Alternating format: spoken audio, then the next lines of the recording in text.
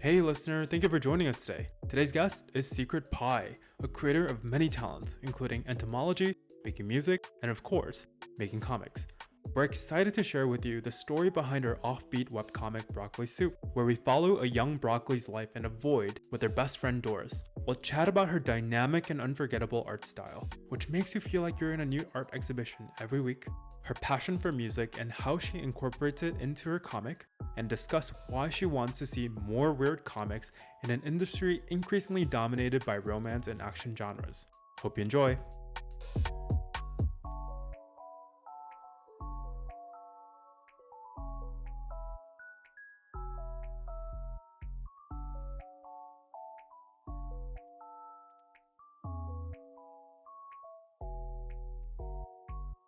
Hey, Secret Pie, how are you? Hi, I'm good. Why don't you tell everyone a little bit about yourself? I LARP as a sentient pastry with legs. I'm I'm from Texas. I draw comics and I really like bugs and I'm trying to become an entomologist. How did you come up with the name Secret Pie? I don't know. It's just like a secret pie. A pie could contain anything and you don't know what's in it until you cut it open. Like it could be fruit or meat or slime or darkness. It's a secret. I don't know. I was gonna name myself Schrodinger's pie, but then that seemed like a bit of a mouthful. Secret Pie is definitely easier, rolls off the tongue. So I like it. And how did you get into drawing comics? I was a pretty big fan of comics. Or well, actually, not growing up. I discovered them in high school, so I didn't like grow up with them. Uh, like it was this one comic that I read in high school that was sort of like my first web comic. It was a forum adventure, if you know what those are, called All Night Laundry. And it made use Mm. of the infinite canvas, and I was sort of like totally blown away by it. I had never seen a comic with like long panels showing characters falling or things like that, and I just thought that was so cool. But I've always like made up stories since I was little and played with dolls and stuff. Like, I mean, so I just wanted to do that. It's one thing to enjoy reading comics and to like them. It's another to get into drawing and start to develop that into a craft. So when did you start drawing comics and what did they look like at the beginning? Oh, they look really bad. Like I started out just like writing prose, like stories.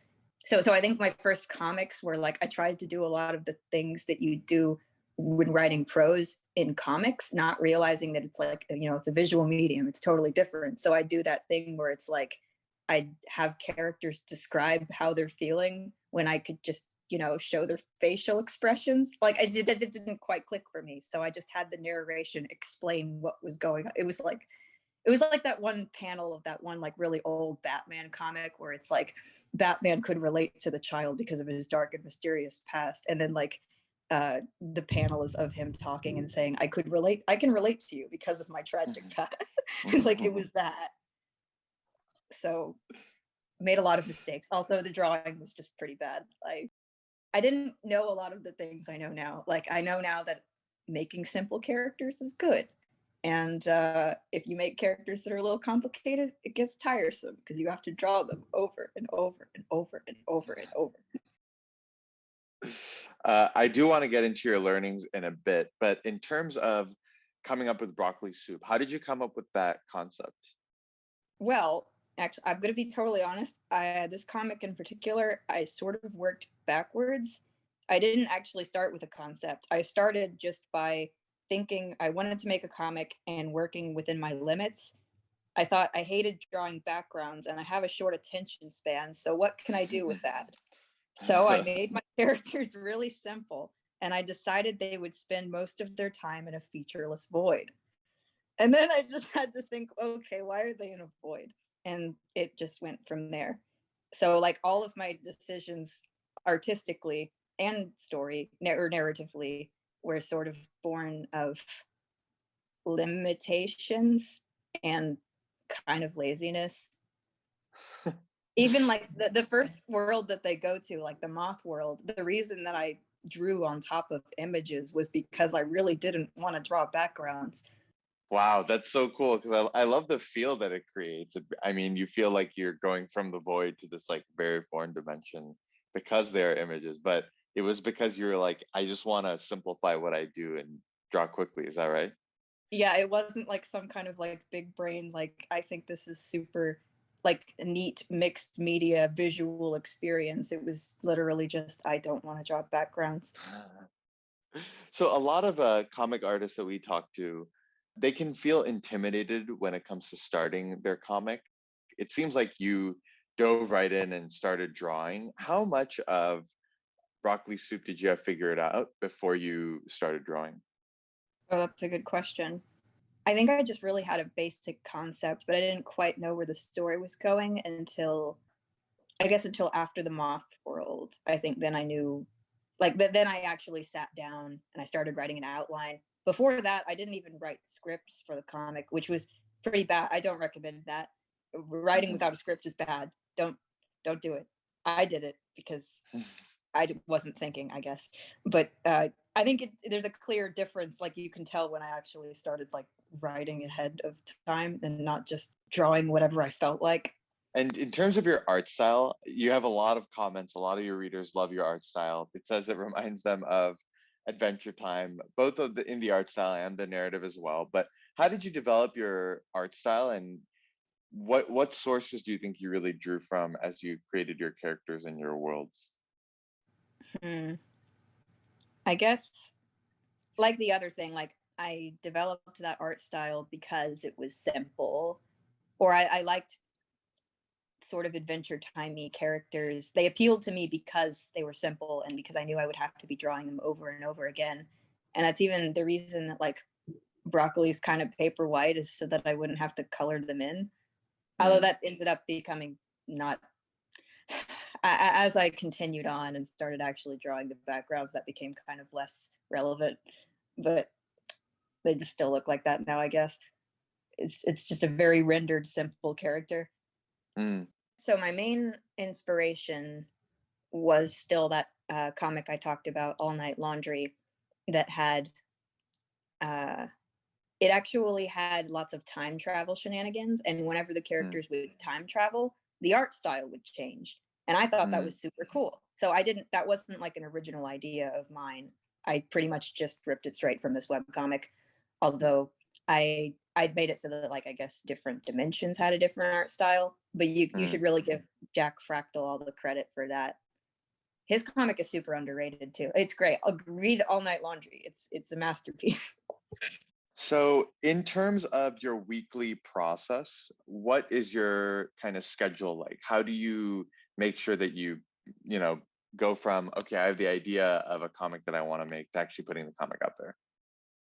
I guess it's really important to I generally take long hiatuses where I build up a buffer because I will often go back and change. Like, I kind of like to work in the story in big chunks so that I don't sort of Mm. have to go back and retcon things from earlier chapters.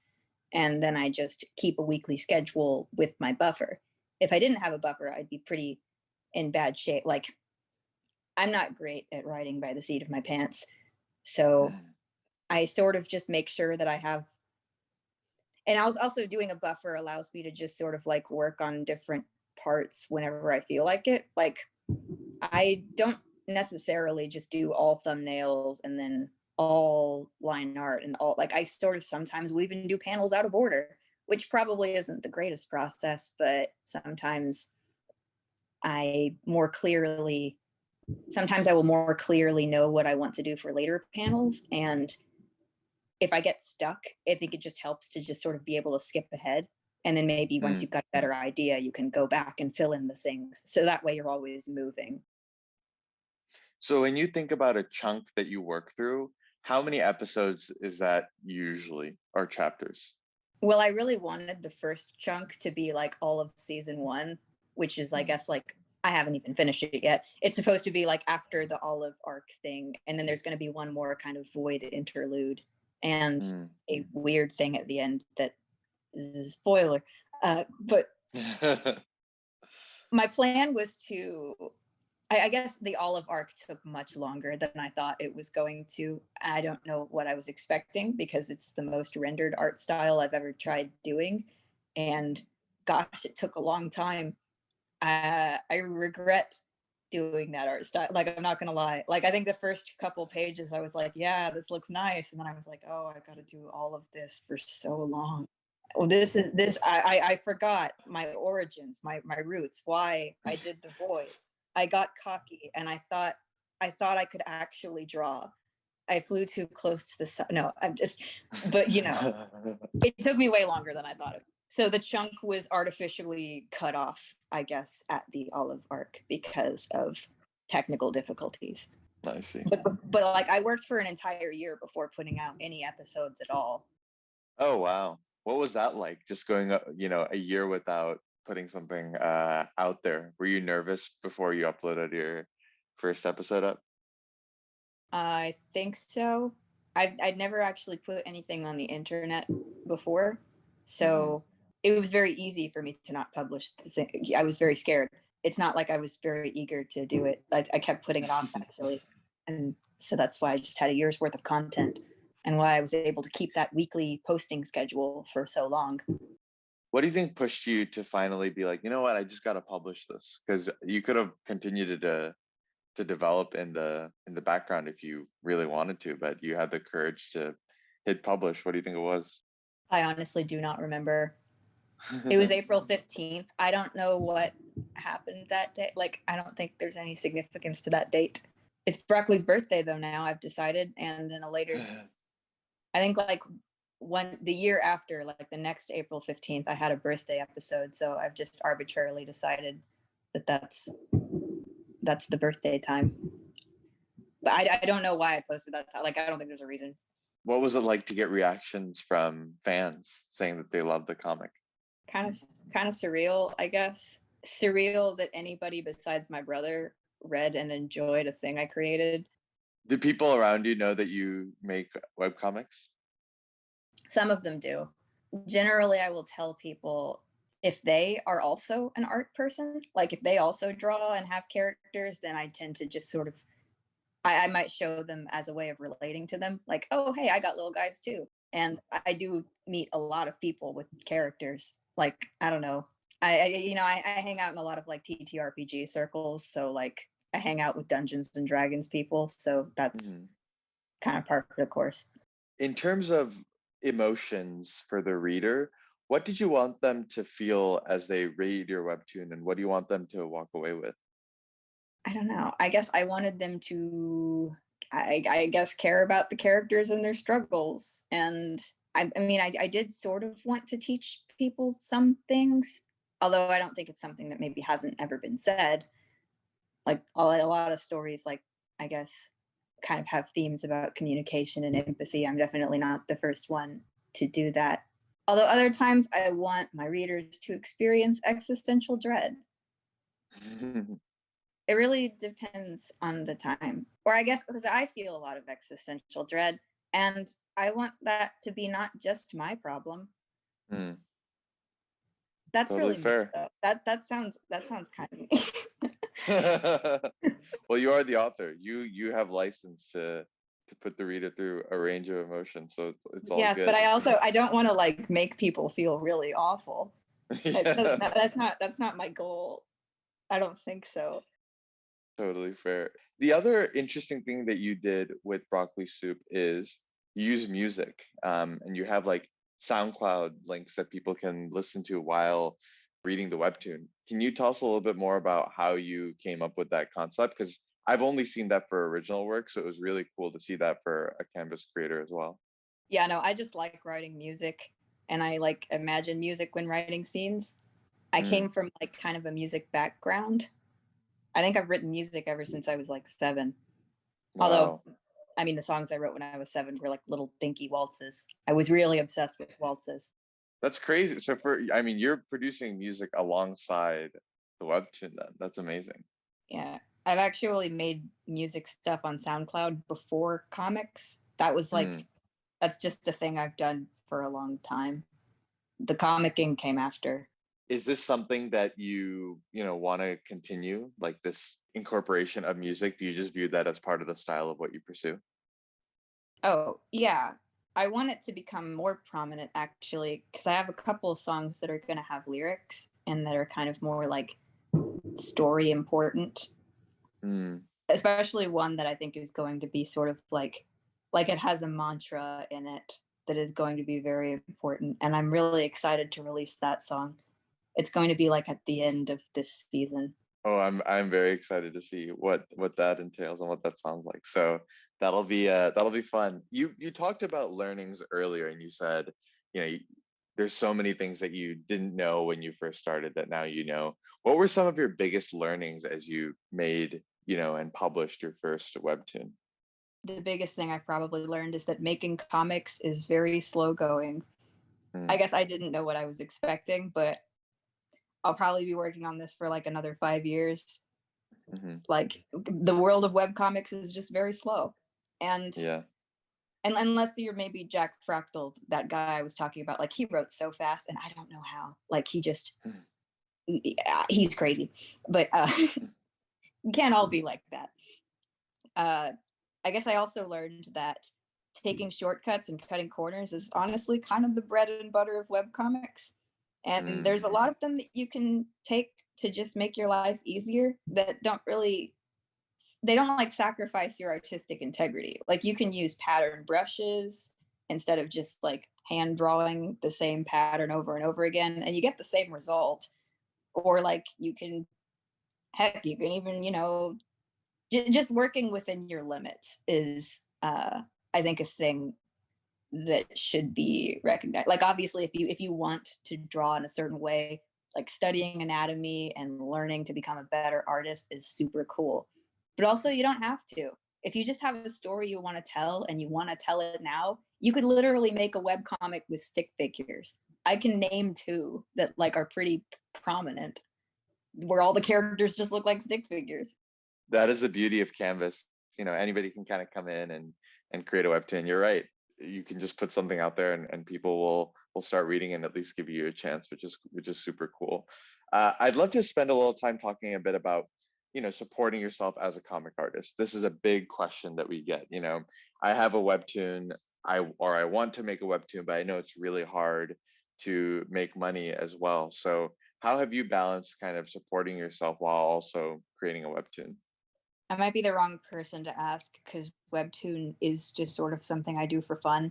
It's not my job, and I don't really intend to ever make it my job.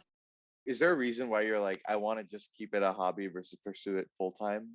I guess because I'm worried that if I pursue it full time, I'll start to hate it because I'll rely on it for money, or that I will change my writing and content to appeal to more people in the interest of making money. Which Mm, there's no shame in that, of course. Make what sells. If your goal is to make money, that's valid. That's not my goal. I just kind of want to keep comics something for fun. Although there is of course like there's ways to like write a really good story that appeals to a lot of people. I'm not saying that can be done. Maybe it can be done by somebody. I don't know. I sometimes feel like I can't do it, I guess. in terms of your future, are there new things you want to try? What do you see for the next few years? I'm probably going to be working on this web comic for another like couple years. Like I haven't really been thinking of anything else. I Mm, guess I do sort of have some other story ideas, but I try not to think about them because I'm afraid that if I do, I'll get excited about them and then want to draw them instead. So I don't want to do that. But I'll get there when I get there. do you have a sense of how broccoli soup would wrap up? Yes. Although I don't know if I'm completely satisfied with it. I might end up changing it. But I Mm. do generally know how it's going to end. And in terms of the future of the webcomic industry, is there any change that you want to see more industry wide? I guess just more weird comics, like Hmm. comics that sort of aren't like romance or action or the same sort of romance and action stories over and over. Like, don't get me wrong, those genres are fine. And I do also think we live in an age now more than ever where anyone can just post anything, and there is all kinds of weirdness floating around. I just sort of like worry about webtoons, I guess, genre system. I do think it is a bit constricting. Like on fan fiction websites and places like Tapas, you can tag your stories with things like robots or LGBT or enemies to lovers or stuff so that readers can easily find and click with the tropes that are interested. or that they're interested in. But Webtoon just sort of has these genres like fantasy and action, which are so broad. So I feel Yeah. like the cookie cutter fantasy story is what's promoted within that genre system, and the cookie cutter action story. And it's a bit harder to find niche things without tags. So I hope that Webtoon goes the way of tagging. They might. I don't know. Before we move to our final round, do you have any advice for young comic creators that are just getting started and want to build a good comic? I guess just sort of the things I've been saying, like don't bite off more than you can chew, work within your limits, have fun, don't be too hard on yourself. Because you definitely, if you're just starting out making comics, your first stuff that you make, your first comics aren't gonna look good. That's just that's fine. You're gonna get better, and especially like that's kind of one of the neatest thing I think about web comics, especially, is that you can just sort of like, if you look through like archives, you can just see the author's art change, like sometimes very rapidly. And it's always really cool to see that. And I know like a lot of authors kind of want to go back and change all of their first episodes because they're like, it's old shame. I want it to look as nice as the stuff I make now. But like, I kind of like seeing the change. I like that.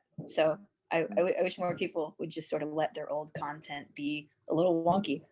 A little wonkiness is good. Wonkiness is good. I'm definitely a fan of wonkiness. It keeps things interesting just throughout life. So let's close things out. Are you ready for our rapid fire questions? Have at me. Best of luck. People need luck to get through these, but I think you'll do just fine. First one, which fictional character or characters best describe your personality? I don't know, Gromit, like from Wallace and Gromit, the dog. Or maybe I'm Wallace actually. I'm like, sometimes I'm Gromit and sometimes I'm Wallace. You know? There you go.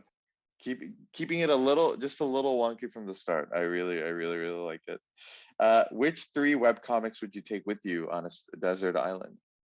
Okay, well, I feel like if I had web comics on a desert island, that would mean I'd have a computer with an internet connection. So like, This connection is only to Webtoon. well, We've thought gosh. this one through clearly. Okay. All right, cool.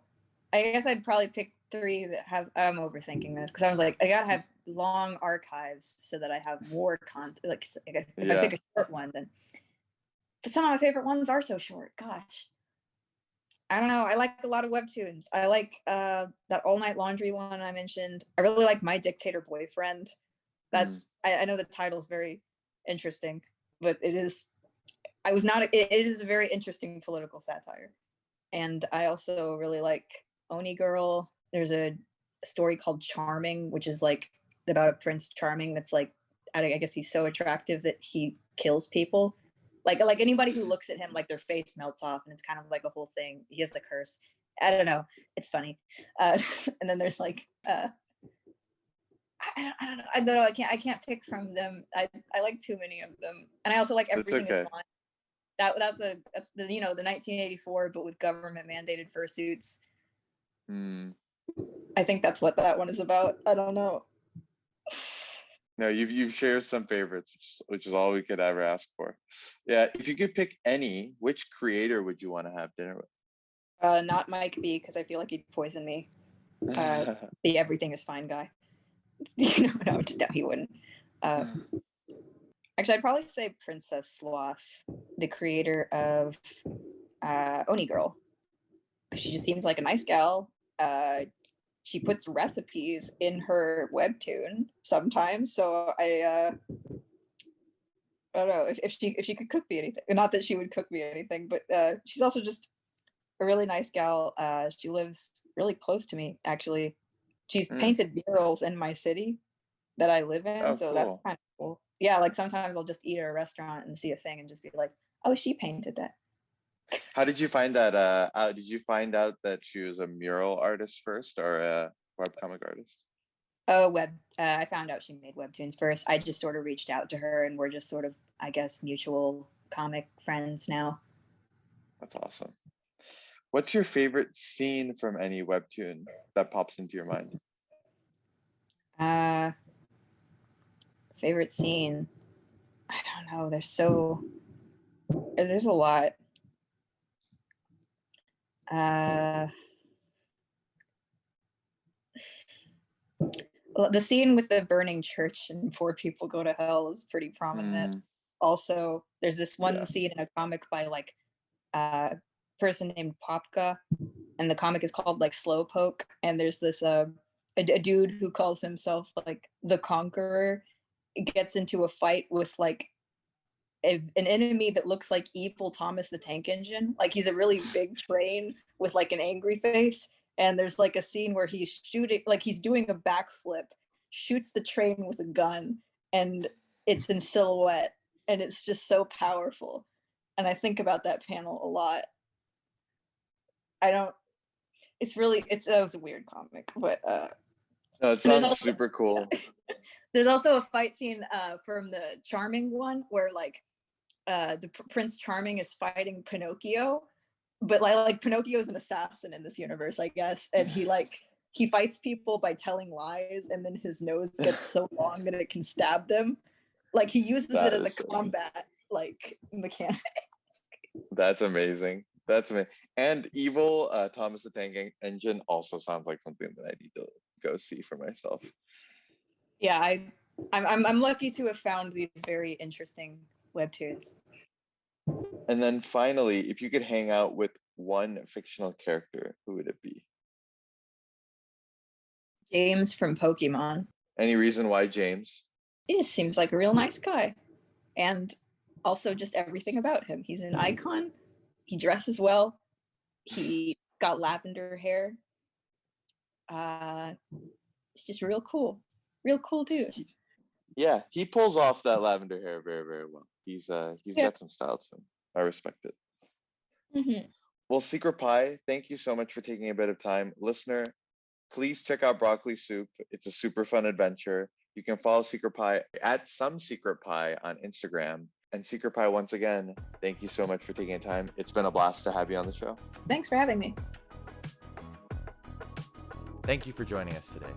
If you have any feedback or want to be featured as our next guest, please write to us at pixelsandpanelspod@gmail.com. If you enjoyed the show, don't forget to subscribe, like, or give us a 5-star rating. See you all next week.